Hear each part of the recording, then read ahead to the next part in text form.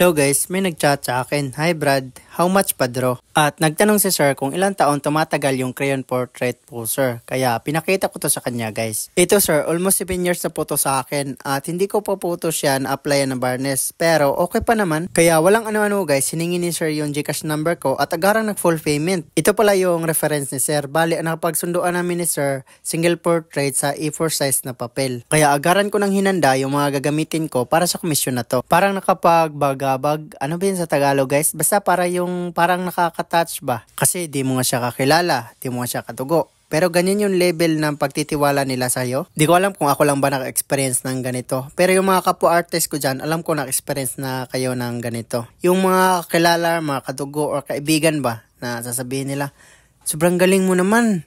Magkano magpa-drawing sa'yo? At sasabihin mo naman yung rate mo. Ganito, ganyan, kasi inabot ako ng ganyang araw. At sobrang nakakapagod po. Alam mo ano yung isasagot nila? Sobrang mahal naman. Sobrang overpriced mo dong. Di ko naman nilalahat ha. Pero base lang to sa experience ko. At may mas worse pa dyan guys. Bale, okay yung rate mo. Sasabihin nila nga, pwede ba 150 na lang kasi magkaibigan, magkakilala, or magkadugo naman tayo eh. Diba?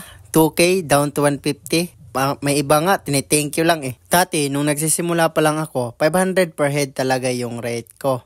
Kaso, wala nagpagawa sa akin ni isa. Kasi sobrang mahal daw. Kaya ang ginawa ko guys, binabaan ko yung rate ko. Ginawa ko 150 per head. Para lang may makomisyon ako. Kasi plano ko dati na gagawa ko ng page. Nagbabaka sakali ako na may client na willing magbayad sa akin ng 500 per head. Pero may isa pa akong problema guys. Dati sobrang mahiyain ko. Ito mga voice over. Na, tatayo talaga yung mga balahibo ko. Tapos wala pa akong makagamitan nun. Naalala ko yung cellphone ko na ginagamit dati, yung Oppo A5s. Hanggang sa ngayon nga yun pa rin yung ginagamit ko. Pero di ako nagpadala sa hiya ko nun guys. Ang ginawa ko, naghanap ako ng content creator na gusto kong maging. Glide Art ata pangalan nun guys. Nag-storytelling siya guys habang gumagawa ng komisyon. Kaya sabi ko gusto ko maging ganito. Ang ginawa ko, dinownload ko yung isang video niya. Tapos sinulat ko talaga yung mga pinagsasabi niya sa video. Tapos yung mga camera angle niya, ginaya ko. 95% ata guys, ginaya ko talaga yung video niya. Ang kaibahan lang, crayon yung ginamit ko, sa kanya acrylic. Pag post ko sa Black Up guys, boom!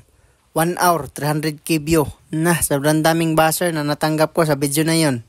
May nagsabi na, gaya-gaya kay Glide Art. Di naman crayon gamit niyan. Prismacolor, mga baliw.